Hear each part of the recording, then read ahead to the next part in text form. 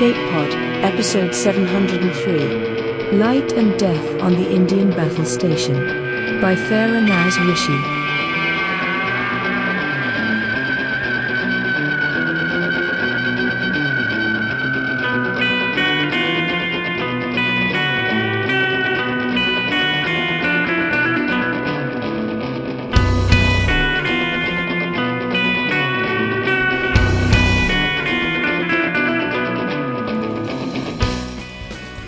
Hello, and welcome to Escape Pod, your weekly science fiction podcast. I'm Divya, your host for this episode. A quick note up front, we're trying to raise donations to support the new author pay rate as recommended by the SFWA. We believe authors deserve fair compensation for their work, without which we wouldn't have all these excellent stories to share with you. Unlike many podcasts, Escape Pod is ad-free and 100% listener-supported. So if you're in a position to donate or increase your existing subscription, please consider going to escapepod.org or our Patreon page, EA Podcasts, to contribute. We've added some extras on Patreon, including a subscriber-exclusive Discord channel where you can chat with other fans and all of the staff. And if you can't afford a financial subscription right now, please spread the word about us on social media, leave us a review on iTunes, Spotify, or your podcast app of choice. As always, we really appreciate your support. And with that out of our way, on to our story.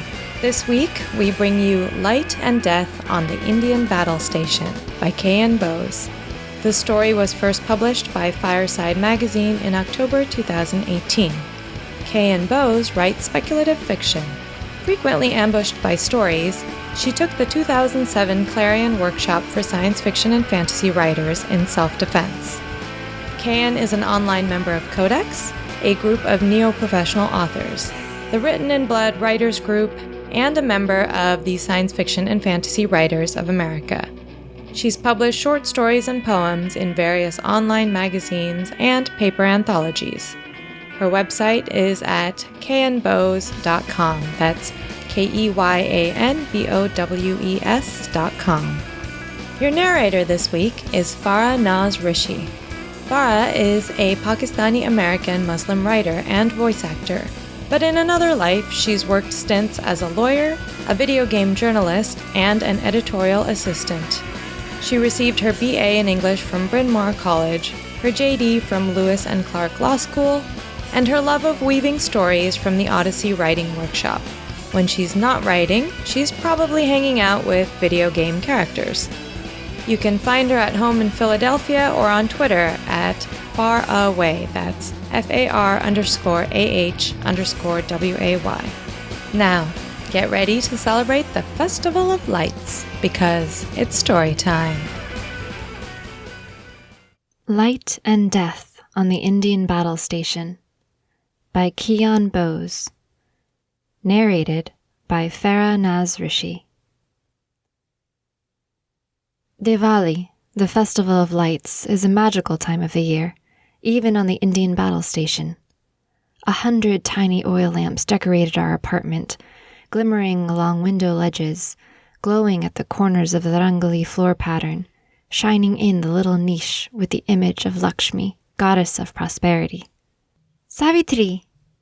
My sister Ritika called me, a glittering sparkler illuminating her excited face as she held out the firework. Here, light yours for the spinners. My sparkler spluttered into flowers of light as I touched it to hers. Mom and Ritika quickly moved out of the way, and I ignited 3 ground spinners. The gunpowder-scented coils flung a scarf of fiery sparks across the balcony. We were the lucky ones. I breathed in the sense of Diwali, smoke from the fireworks, incense from the Lakshmi niche, the warm coconut smell of Diwali sweets sitting on an ornate silver tray. Our cousins down in Delhi celebrated with strings of LED lights and chocolate and factory-made fireworks from China. It wasn't the same. We were lucky because Mom vividly remembered her childhood Diwalis, and because she had the strength to make it real. That strength was also why we were far from Earth on the Indian Battle Station, currently at war with the Jayaz network. Can I light a rocket? Ritika asked. Mom, please. Me? I'd have said no. Bottle rockets in the hands of daring, impulsive teenagers like Ritika are just asking for trouble. But Mom gave in, as usual. Just be careful, sweetie. Ritika lit it, pointing it at the balcony ceiling instead of out toward the sky. I grabbed the kid away as the thing ricocheted across the ceiling, fizzed, and exploded. Ritika, that's so stupid! But before I could scold her properly, the sound of divine footsteps echoed in the hall and inside our heads. We froze. Was Lakshmi coming to visit on her festival day? Did Mom have the strength to bring her? We all held our breath. The door opened. Instead of the radiant goddess and her owl, there was a fierce, blue-faced god with flaming hair. 2 four-eyed dogs followed him. We dropped to the floor in obeisance. It's never a good idea to disrespect Yama, Lord Death. Mom recovered first. He was her illusion after all. Or was he? Following her cue, we got to our feet looking carefully deferential. Honored Lord Yama, she said. You have come on Sri Lakshmi's day. Lord Yama takes no holidays, he replied, an inward look in his fiery red eyes. I'm always visiting. Most times you cannot see me. How is it that we do now? I asked, a little surprised at my own boldness. At least I managed not to ask. And who have you come for? He nodded towards Mom. Your mother has the strength, he said. She holds the world open. Behind him, instead of the battle station's bland corridor, a path disappeared into a woodland barely illuminated by stars. No moonlight, of course. Diwali is celebrated at the dark of the moon.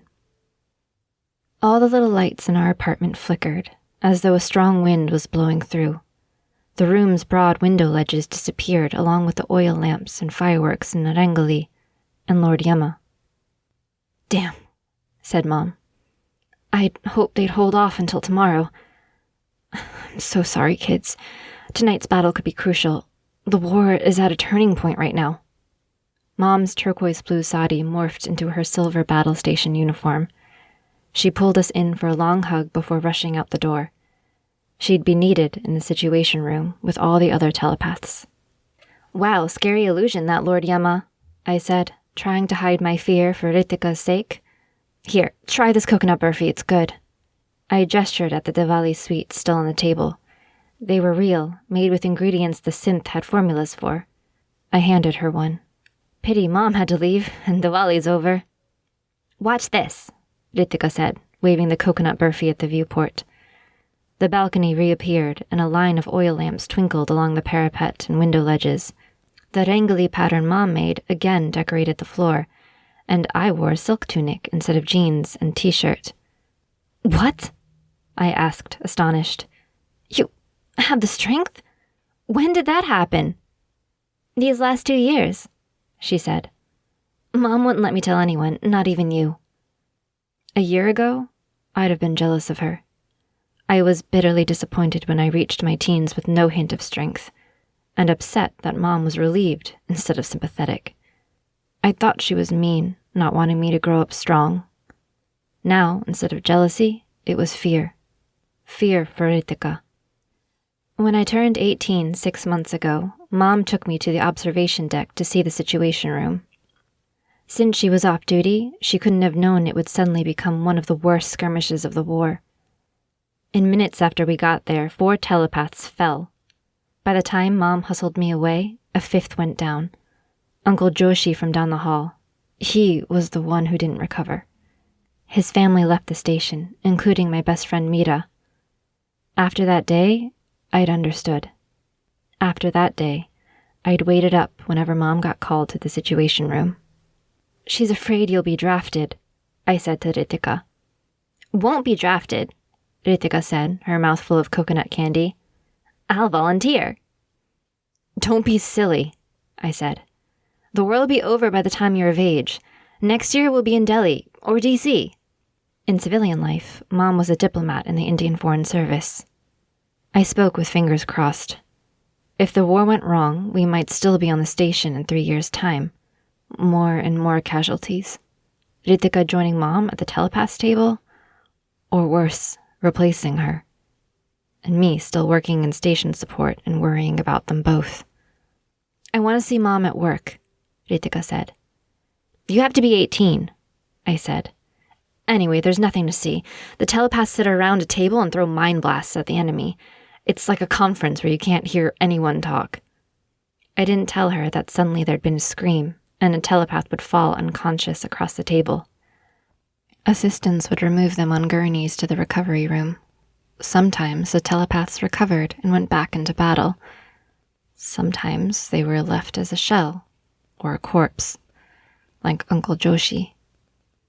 The image of Lord Yama drifted into my mind, but I willed it away. Mom was experienced. She'd come back. Exhausted as always after a battle, but exhilarated. Mom still wasn't home by bedtime. I tried to stay up, but kept dozing off into bad dreams dominated by the beckoning figure of Lord Yama. The sound of the front door roused me. Mom? Was Mom home? No. And neither was Ritika. The silly kid said she wanted to watch Mom at work, so that's where she must have gone. I went looking for her, but the observation deck was empty. I stared down into the situation room. There was Ritika, sitting at the table near Mom, wearing the headset of the fighting telepaths. Her face shone with excitement. Unlike the inscrutable warriors at the table, her expression showed every blast thrown and received. What were they thinking, letting a kid into the situation room? As I watched, mesmerized, she jerked sideways as though she'd been slapped. She recovered, concentrated. Head thrust forward with a determined expression, she mashed her fist onto the table, then threw up her arms in victory. She'd made a strike. Then she got her head down and blasted out another mind wave. She was having the time of her life. I hoped she'd never know about the shells and burnouts, on our side or theirs. My hands clenched until the nails bit into the skin. I must have been there for hours. Some telepaths got up in response to orders to retire, removing their headsets and rubbing their foreheads. Mom went over to Ritika, tapped her shoulder. But Ritika shook her head. Mom frowned. Ritika looked mutinous and refused to rise. She was clearly in a duel and wasn't going to stop despite orders. Mom backed away. It was dangerous to disturb a telepath in battle. Damn it. Ritika was going to hear about this later. Ritika jerked out a couple of blasts, half rising from her seat with effort. And then, with a scream that pierced my head and stopped my heart, she crumpled across the table. The attendants rushed in and carried her away, with Mom right behind them. I dashed out of the obs deck and headed straight for the recovery room. They wouldn't let me in. I waited outside. The commandant showed up, making an apologetic face in my direction. She's not even 15, I said, furious. A child. How did she get into the situation room? Her country needed her strength, the commandant said stiffly. She was legally seated with her mother's permission.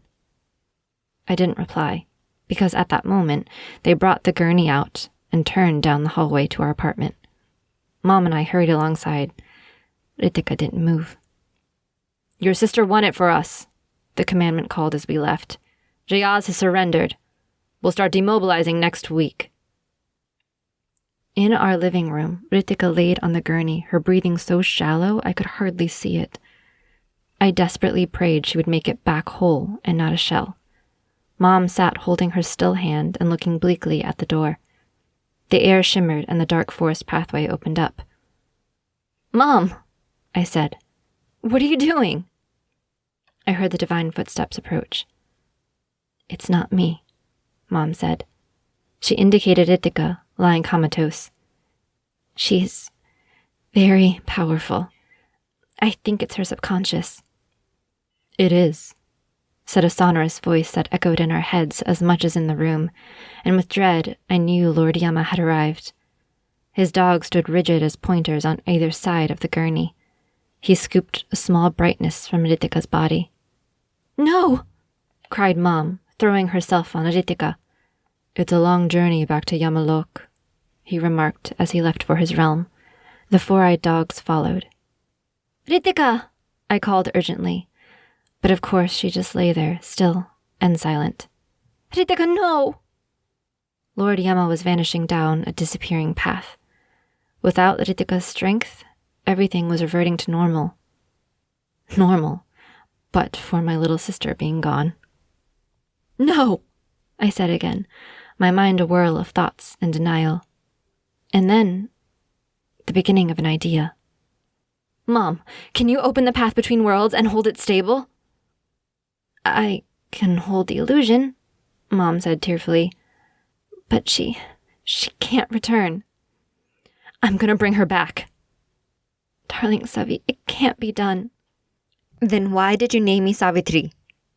Mom looked puzzled. After my great aunt. She was a wonderful person. What about the legend of Savitri? Mom shook her head. Honestly, wasn't it mothers who were supposed to pass on the stories? In my house, I had to read it for myself. At least she'd got us all the mythology comics online. The Princess Savitri followed Lord Yama and got her husband's soul back. If she could do it for him, I could do it for my little sister. Savitri, I can't lose you both. What if you get trapped in Yamalok, or inside a collapsing illusion? I took her hands in mine. Mom, you practically live in the Situation Room. You had me sign guardianship papers for Ritika when I turned 18 just in case. We take risks. We have to. I hugged her, remembering all the nights I waited up. Please hurry, Mom. Lord Yama has gone ahead. We don't know how much time we have. The path reappeared. Mom smiled weakly. There's still strength in Ritika. I'm weaving it into mine. I gave her a hurried kiss and ran down the darkened forest path. Forest paths are so romantic in the daytime. At night, they're full of twigs and thorns and nightmares. I'd run out barefoot, not recommended for dark forest paths, but I set my mind to ignoring the ouches and looked ahead for Lord Death's flaming hair. Bushes snagged me like someone had planted the whole forest with thorny blackberry. The path turned along a cliff edge with sharp rocks and loose stones, and in the dark, I had to hug the mountain to avoid the abyss below. Ignoring the agony got harder. And finally, there he was. Lord Yama went from being a distant reddish glow to being right in front of me. I dropped to the ground respectfully. The dog sniffed at my head and bloodied heels. Get up, Savitri. He sounded angry. You're not supposed to be here. That path was long and painful for a reason. I rose with head bowed. One dog rolled over for tummy scratches. I tickled it with my toe to avoid looking up. Its companion growled, showing fangs. I quickly stepped back, then took a deep breath and raised my chin. Lord Yama, I said, my stomach clenched in fear. I've come for my sister. Lord Yama towered above me, hair aflame, sharp teeth white against the darkness. Oh. His red eyes gleamed with sudden interest. That was an improvement on anger, anyway. 1,000 years ago, another Savitri followed me, he said. She came for her husband. Sweet couple. In the end, I took them together, some years later. You knew Lord Yama was sentimental about human love. He was king of death, king of righteousness. Maybe he just liked the idea of lifelong righteous love. Maybe he'd understand sibling devotion, too. I love my sister. Yes, he sighed. If love was all it took, many who die would live, and many now alive would be dead. Yamalok would be full of only hated people. You gave Princess Savitri back her prince. He looked at me curiously. She won him back with her understanding of philosophy. She was deeply learned, very persuasive. Can you do the same? Me? Yeah, right. No philosophy. I don't suppose you want to play word games or puzzles? He snorted. Riddles. In fairy tales, the hero wins by asking or answering riddles. He shook his head, his flaming hair waving. No. I'm not a story, and I don't like riddles. You'll have to find a better way to convince me. Lord Yama was handsome in a ferociously scary way. I gulped. Lord Yama, what is 7 decades to you? That's a question, I added quickly, not a riddle. He looked intrigued and thoughtful. Time is unimportant. It could be a breath, or 70 breaths could fit inside a second. 7 decades or 70, it's just time. Lord Yama, in the end, you took Savitri's husband. I did. I take all humans, except perhaps a few immortals. Ritika isn't immortal. She'll die like everyone else. But you are eternal. Does it matter so much if you take her now, or 7 decades from now? I took a deep breath, held it while I counted 70 seconds. Then I said, Lord Yama, I ask 70 decades for my sister. As soon as I said it, I thought, oops, I'd meant 70 years, of course, not decades. But what was said was said. I couldn't change that. It would break the rules. I held my breath. Lord Yama laughed. For someone who claims no philosophy, you do well, he said with amusement. Do you seek 70 decades for your mother too? No. What I'd asked for Ritika was bad enough.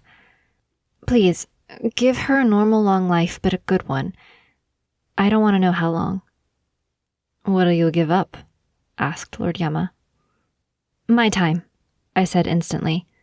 Time that means everything to us and nothing to you. I'm willing to die for my sister.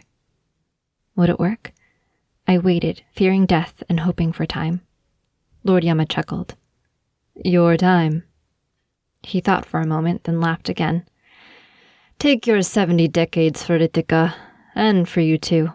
I'll come for you both on the same day, and you'll come willingly. He handed me a glowing ball, Ritika's spirit. Here, place it on your sister's forehead. It felt cool to my touch, as though fire was contained in a mist. I'll see you later, said Lord Yama, or the illusion of Lord Yama, thanks to my oops 700 years later. The 2 dogs, or the 2 illusions of dogs, stopped snuffling around the forest and followed him. He disappeared down the path, his flaming hair visible through the trees. The return path was smooth, lit with oil lamps. In minutes, I was home, placing the glowing ball on Ritika's forehead. It vanished. Savitri! I was so scared. Mom grabbed me into a hug. We clung to each other and watched. Ritika sat up. Mom, that was so awesome! Savitri! Wow! Was she referring to the Situation Room, or did she remember the forest? I had no idea. What I did was pull my sister off the gurney into my and Mom's arms. Ritika, you idiot! You had me freaking terrified! We all collapsed backwards onto the sofa. My mom, the warrior, was completely in tears again. You were gone so long, Savitri. I thought I'd lost you both. But you've done it. You brought Ritika back from Lord Yama. Ritika was the first to wiggle loose. What's happening? She asked. What happened? The war is over, I tell her. It was you. You won it for us. I did? Oh, wow. Riti, darling, said Mom, her voice breaking. You almost died. You were hanging by a thread. But I won. I won. That was the greatest battle ever. What could I say? I wasn't going to steal her moment. This wasn't the time to talk about my encounter with Lord Yama, or the 70 decades. Ritika was back, the war was over, and we were going home. On Earth, I wouldn't have to worry about Mom and my silly, wonderful sister or anyone else like Uncle Joshi. On Earth, I'd have more interesting choices than battle station administration. On Earth, I could catch up with some of my friends, like Mira. Earth? Said Ritika in horror. That sucks. I'm not going back to the Situation Room? No, darling, said Mom. "School for you, and professional strength training beyond what I've been able to provide. College for Savitri. And I'll be going back to my foreign service career, probably as an ambassador now." "Where? France, maybe? Or Japan? Vietnam? Or New Zealand? I'd love to go to New Zealand." "It's not entirely up to me, sweetie," Mom said, laughing through her tears at Ritika's enthusiasm. "The ministry decides." She stood up and stretched. "The night's nearly over. Let's get our sleeping bags and camp in the living room." Mom wasn't going to let us out of her sight right now. As I drifted off to sleep, the meeting with Lord Yama filled my mind. Maybe someday I'd tell Mom. But not Ritika. The silly kid would just take more risks. I didn't even know what part was true. There'd be time then to find out, time to explain about 70 decades, time to unravel all the illusions. If and when we approached our first century, we'd see. For now, I listened to my sister breathe and dreamed of a glowing ball of joy floating over my forehead. The end.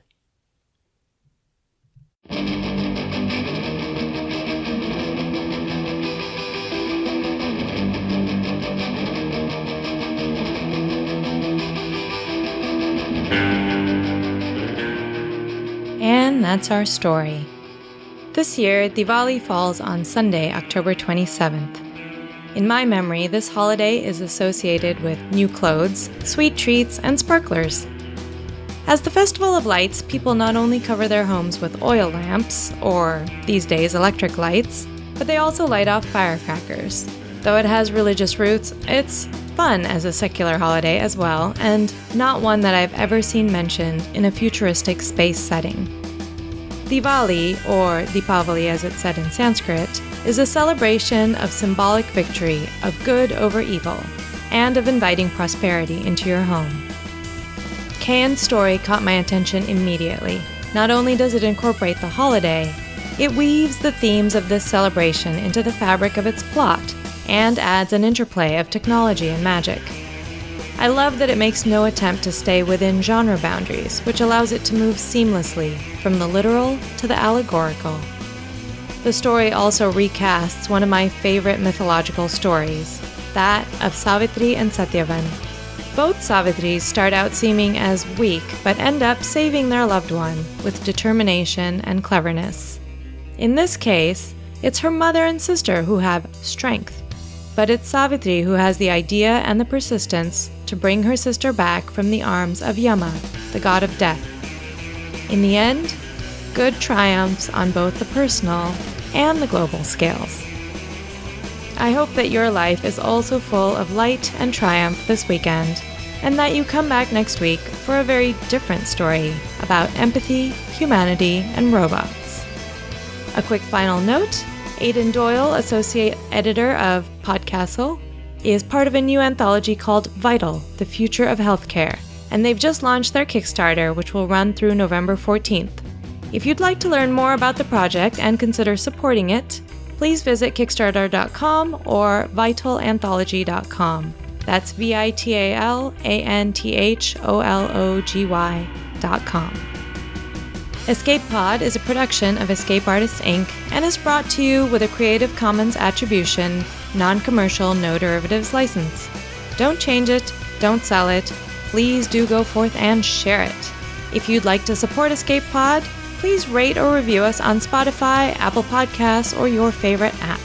We are 100% listener supported, and we count on your donations to keep the lights on and the servers humming. Our opening and closing music is by Daikaiju at daikaiju.org, DAIKAIJU.org.